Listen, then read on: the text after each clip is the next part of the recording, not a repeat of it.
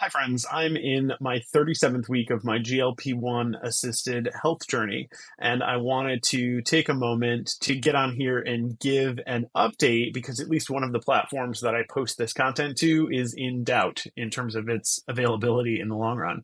So I'm coming on here to give a quick update about where things are because in my 37th week, I've had some interesting reflections recently about how I'm approaching documenting my journey and how I'm thinking about it in my own mind. And I wanted to share some of those thoughts with you just for the sake of sharing.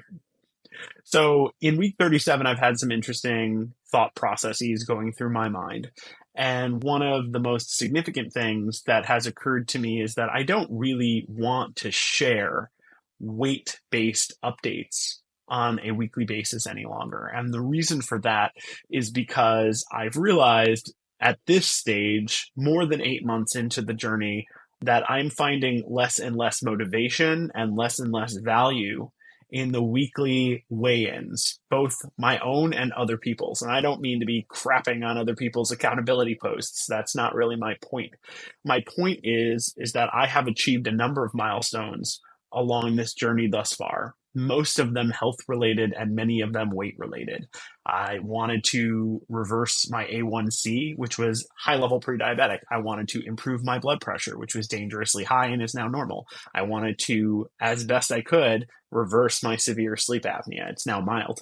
And a whole host of other things that were going wrong back in, you know, the winter of 2024 are now in the winter of 2025 really improved. And the weight is obviously a very significant part of that.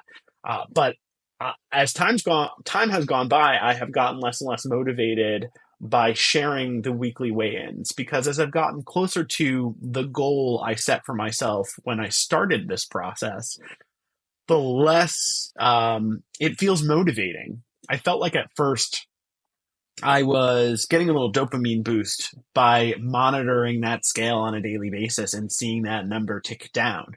But also felt a huge hit every time the scale would tick back up.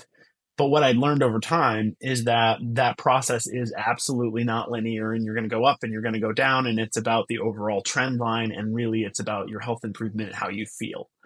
And, monitoring every single pound, some people even monitoring every, tenth of a pound as an emblematic of accomplishment, of success, I think is actually not a particularly healthy place for me to be. And if I can share my opinion, I don't think it's the healthiest place for the community to be.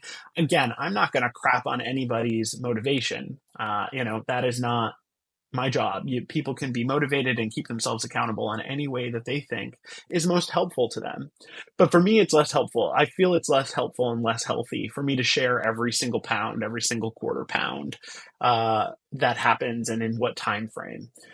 Things have slowed down as I've gotten closer to my goal. And earlier in the process, that would have given me a tremendous amount of anxiety and stress that it wasn't moving as quickly as I wanted it to be. But I had sort of a revelation the other night that I'm okay where I am. It's not my goal, but if I never reach my goal, but I stay where I am right now, I will be so much better off and so much happier than I would have been if I never started this GLP-1 journey in the first place. So the value in each and every pound between here and goal seems less and less. The dopamine boost I get from seeing those changes and sharing those changes are less and less significant as time goes on. I'm in a range where I'm pretty close to that goal number I set up, but I'm also basing that goal on a weight that I was when I was in my 20s, and I'm in my mid 40s now. And I don't know that this body is capable of achieving that in a healthy way, and certainly not rapidly. So the more I've thought about it, the more I want to share a little bit about the other aspects of the GLP-1 journey now that I'm at the stage that I am. I want to talk about the non-scale victories.